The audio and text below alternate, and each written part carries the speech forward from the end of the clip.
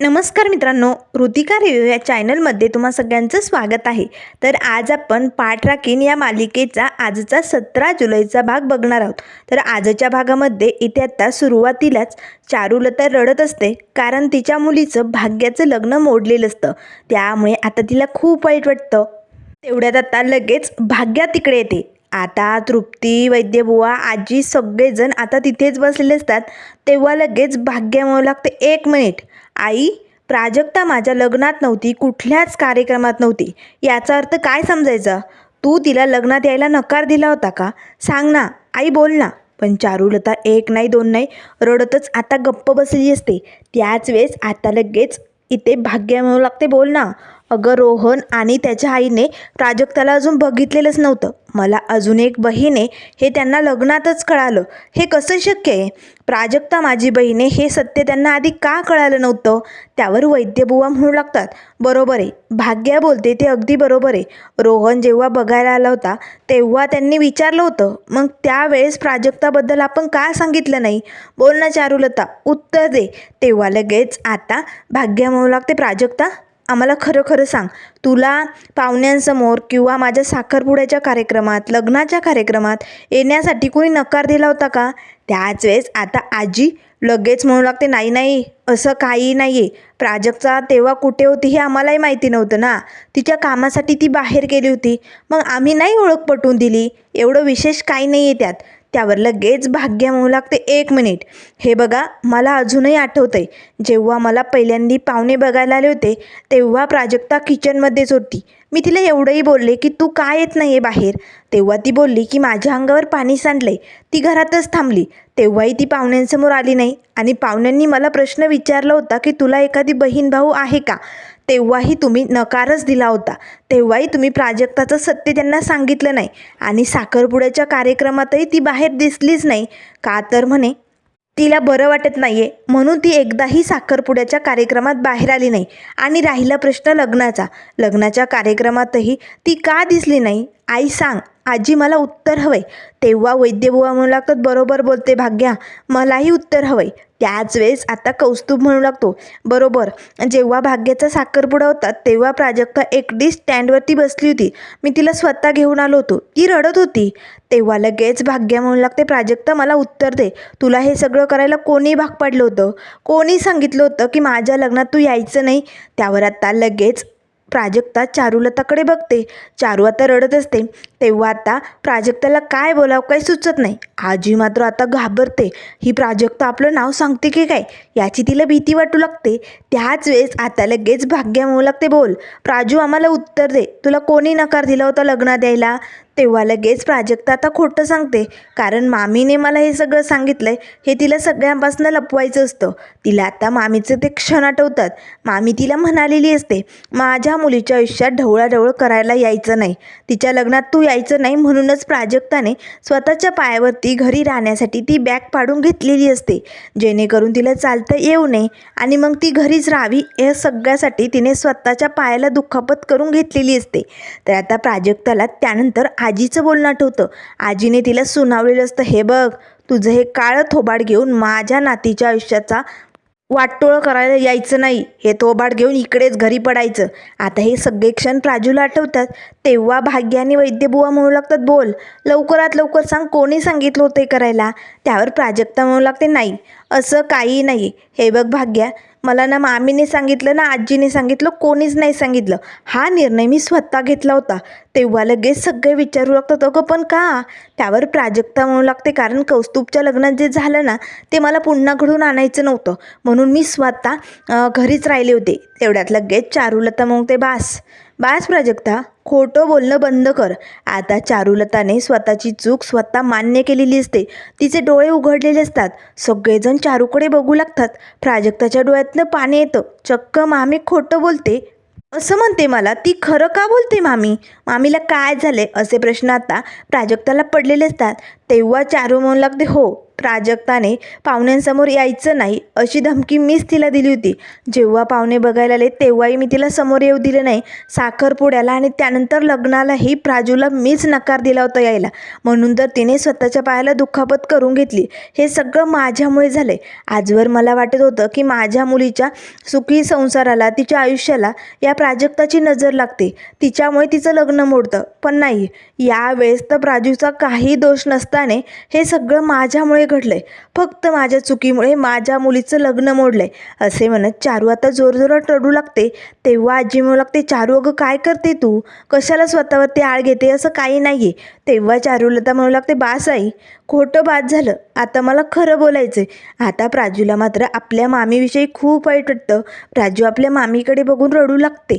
तर त्याच वेळेस आता वैद्यबुवा म्हणू लागतात, चारुलता तू अशी वागूच कशी शकते. चारुलता आता रडत असते. चारुलता आता रडतच म्हणू लागते, खरं तर माझीच चुकी, मीच दिसायला सावळी आहे ना, त्यामुळे माझी मुलगी माझ्यावरच गेली. तो रोहन लग्नात म्हणाला की हिचा रंग काळा आहे, माझी भाग्य त्याला आवडत नाही. हे सगळं माझ्या चुकीमुळे होते, फक्त माझ्यामुळे असे म्हणताच आता लगेच भाग्या प्राजक्ताजवळ येते. खरंच प्राजू, बरं झालं आज माझं लग्न मोडलं, कारण माझ्या लग्नात माझी ही बहीण नव्हतीच. हे बघ प्राजक्ता, तू जरी माझी सख्खी बहीण नसली ना तरी सख्ख्या बहिणीपेक्षा जास्त केलंय ग तू आमच्यासाठी. खरंच तुझ्यासारखी बहीण प्रत्येकाला मिळो. असे म्हणताच आता चारुलता आणि भाग्या दोघी प्राजक्ताजवळ येतात आणि रडू लागतात. प्राजक्ताला खूप बरं वाटतं. तेव्हा लगेच वैद्यबुवा म्हणू लागतात, खरंच प्राजू, तुझ्यासारखी बहीण ना प्रत्येकाला मिळो. तुझ्यासारखी पाठराखीण जर प्रत्येकासोबत असली ना तर कसलीच भीती नाही. आणि चारुलता, आज तुझे डोळे उघडले ना. जेव्हा मी प्राजक्ताला या घरात घेऊन आलो होतो तेव्हा तू म्हणाली होती की प्राजक्ता या घराला लागलेली कलंक आहे, तिला या घरात कशाला आणलं. पण बघ, आज त्याच प्राजूकचं तुला कौतुक वाटतंय. बघितलं ना चारुलता, बघतेस ना तू, आज माझ्या प्राजक्ताने किती कौतुकास्पद काम केले. त्यावर लगेच आता आजी आणि तृप्तीला मात्र वाईट वाटतं. दोघींचे चेहरे अगदी वाकडे तिकडे झालेले असतात. हे जे चांगलं दृश्य दिसतंय ना त्यांना बघवत नाही. तेव्हा आजीमध्ये खोडवा घालते, बाद झालं जावई बापू, उगं त्या प्राजक्ताचं जास्त कौतुक करू नका. हवं तर तिला मंदिरात घेऊन जा, देव्याईच्या पाटाजवळ तिथे बसवा आणि मग तिचं कौतुक करा. अगं भाग्या, तू तरी डोळे उघड. अगं तुझी सख्खी बहीण नाही ती, तुझ्या आयुष्यावरती टपून बसली ती, तुला कळत नाही का. तेव्हा भाग्या म्हणू लागते, बासाजी, मला आता सगळं कळालंय. माझी बहीण माझ्यासोबत असताना मला कसलीच भीती नाही आहे. बरं झालं हे लग्न मोडलं, कारण मला माझ्या लग्नात माझी बहीण हवी आहे. आता लगेच आजी म्हणू लागते, तुला कळत नाही भाग्या, अगं तुझं आयुष्य हिच्यामुळे पणाला लागणार आहे. तेव्हा लगेच भाग्य म्हणू लागते, बास आजी, प्राजक्तावरती संशय घेणं बंद कर.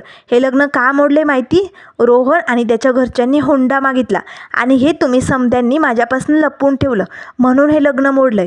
आजी मात्र आता रागानेच प्राजूकडे बघत असते. तर आता तुम्ही जर हे माझ्यापासून लपवलं नसतं तर हे लग्न मोडलंच नसतं. पण झालं ते झालं, आता इथून पुढे माझा निर्णय झाला आहे. तेव्हा सगळेजण आता भाग्याकडे बघतात, काय निर्णय झाला आहे. तेव्हा कौस्तुभ विचारू लागतो, हे बघ तू असला काही निर्णय घेणार नाही आहे, काय निर्णय झाला मला सांग लवकर. त्यावर भाग्या म्हणू लागते, माझं ठरलं आहे, इथून पुढे मी आता कधीही लग्न करणार नाही आहे. तेव्हा लगेच आता भाग्याचे बाबा तिच्या जवळ येतात. ठीक आहे भाग्या, तुझ्या आयुष्याचे निर्णय तू घेऊ शकते. तुला नाही लग्न करायचं आहे ना तर ठीक आहे, हा बाप तुझ्या निर्णयासोबत कायम तुझ्या पाठीशी खंबीरपणे उभा असेल. आणि जर तुला कोण याबद्दल काही प्रश्न विचारला तर त्याची उत्तरं देण्यासाठी हा बाप पुढे येणार. आता मात्र भाग्याला खूप भारी वाटतं. भाग्या पटकन आता आपल्या बाबांना घट्ट मिठी मारते. त्याच वेळेस कौस्तुभ येतो. तिघेही आता मिठी मारून रडू लागतात. चारुलताला मात्र खूप वाईट वाटतं, पण आजीला मात्र हे सगळं ऐकून आणि प्राजक्ताचं कौतुक बघून खूपच राग येतो. आजी लगेच आतमध्ये निघून जाते. तिच्याबरोबर तृप्ती आता निघून जाते. वैद्यबुवा सगळेजण आतमध्ये निघायला लागतात. त्याच वेळेस आता प्राजक्ता लंगडतच चारुलताजवळ येते. मामी, मामी, हे बघ तू टेन्शन घेऊ नको आणि रडू नको बरं.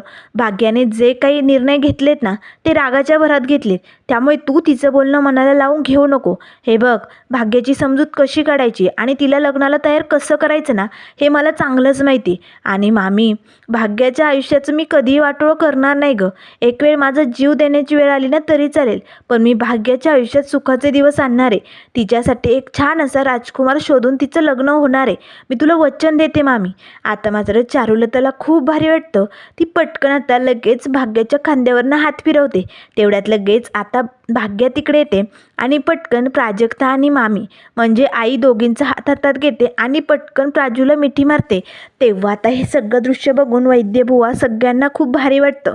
त्याच वेळेस भाग्या आता प्राजूला म्हणू लागते, प्राजू तू माझ्यासोबत असताना ना मला कसलंच टेन्शन नाही आहे. आता चारुलताने आपल्या भाग्याला मिठीत घेतलेलं असतं, त्याचबरोबर तिने प्राजूलाही मिठीत घेतलेलं असतं, कारण तिने आज प्राजूला मुलीचा मान दिलेला असतो. आता हे बघून भाग्याला खूपच भारी वाटतं, कारण आज माझ्या प्राजूला खरंच आईचं प्रेम मिळालं आहे. प्राजूही खूप आनंदात असते. तर त्यानंतर आता रात्रीची वेळ होते. रात्रीची वेळ झाल्यानंतर प्राजूला मात्र डोळा लागलेला असतो, पण भाग्य जागीच असते. भाग्य हळूच आता तिच्या पायावरचं जे काही बँडेज लावलेलं असतं ना ते काढण्याचा प्रयत्न करत असते, कारण ते खूप खराब झालेलं असतं ना. तेवढ्यात लगेच प्राजूला जाग येते. अगं भाग्य तू काय करतेस? अगं माझ्या लक्षात नाही राहिलं, तू झोपली नाही, किती रात्र झाली, मला डोळा लागून गेला, मी बदलते पट्टी. त्यावर लगेच भाग्य म्हणू लागते, नाही प्राजू, अगं तू माझ्यासाठी किती काय काय करते, मग मला काहीतरी करू दे ना. माझ्या लग्नात यायचं नाही म्हणून एवढी जड बॅग स्वतःच्या पायावरती लागून घेतली. अगं स्वतःच्या जीवाचा कधीतरी विचार करत जा ना. हे बघ आपण दोघी सख्या नाही आहेत म्हणून हे सगळं करते ना. आपण एक असतो तर किती भारी झालं असतं. आपण का वेगवेगळे आहोत? त्यावर लगेच प्राजू म्हणू लागते, भाग्या बरं झालं आपण सेम सेम नाही आहोत, नाहीतर किती मोठा राडा झाला असता. अगं तू माझ्यासाठी नको नको ते करते आणि माझ्या जीवाची तुला किती पर्वा आहे भाग्या. तुला चिडचिड करता येते, रागराग करता येतो, एवढं सगळं होतं. आणि जर आपण सेम सेम असतो आणि मी जर तुझ्यासारखीच वागली असते तर डिशूम डिशूम राडा झाला असता आपल्या घरात. आता दोघी खदाखद हसू लागतात. तेव्हा लगेच भाग्य म्हणू लागते, हो ना, मग आपण डिशूम डिशूम तर करायलाच पाहिजे. आता लगेच प्राजू म्हणू लागते, भाग्या आपण दोघी बहिणींनी एकमेकीची साथ कधीच सोडायची नाही, हे आपलं ठरलं आहे की नाही, मग आता काळजी करायची नाही. दोघी आता खूपच आनंदात असतात. तर त्यानंतर मित्रांनो पुढील भागामध्ये आपल्याला बघायला मिळेल, इकडे आता सूर्यवंशींच्या घरी आता डिलेवरी बॉय आलेले असतो. तेवढ्यात आलोक दरवाजा उघडतो आणि ते पार्सल घेणार. तेच तो बॉय म्हणू लागतो, हाच का सर्किल सूर्यवंशी घराण्याचा मालक. आता मात्र आलोकला खूप राग येतो. आलोक लगेच आपल्या पायातली चप्पल काढतो आणि त्या डिलेवरी बॉयला मारू लागतो. तेवढ्यात लगेच सुलक्षणा आणि अंबिका धावत येतात. आलोक थांब, आलोक तू काय करतोय? त्याच वेळेस आलोक मात्र खूप रागाने भडकलेला असतो. तर त्यानंतर आता आलोक लगेच आपल्या आईला सुलक्षणाला म्हणू लागतो, तू त्या प्राजक्ताला आपल्या पार्टीत बोलावलंच कशाला? तिच्यामुळे आपलं एवढं सगळं नुकसान झालंय. आता आलोक चिडचिड करत तिकडनं निघून जातो. प्राजक्ता आता सूर्यवंशींच्या घरी आलेली असते. तेवढ्यात लगेच आता तिला तृप्ती म्हणू लागते, बास तू इकडे कशाला आली? अगं तुझ्यामुळे आमचं कितीतरी मोठं नुकसान झालंय, तुला लाज नाही वाटत आमच्या घरात यायला? चल निघ इकडनं. चालती हो. प्राजक्ताला खूप वाईट वाटतं. तेवढ्यात सुलक्षणा येते, बास तू प्राजक्ताला या घरातनं बाहेर काढू शकत नाही. आता ही सुलक्षणा प्राजक्ताची बाजू घेऊ लागते. तर पुढे काय काय होणार हे सगळं आपल्याला बघायला मिळेल. त्यामुळे मित्रांनो अशाच मालिकेंच्या अपडेट पाहण्यासाठी चॅनलला लाईक करा, सबस्क्राईब करा. व्हिडिओ पाहिल्याबद्दल धन्यवाद.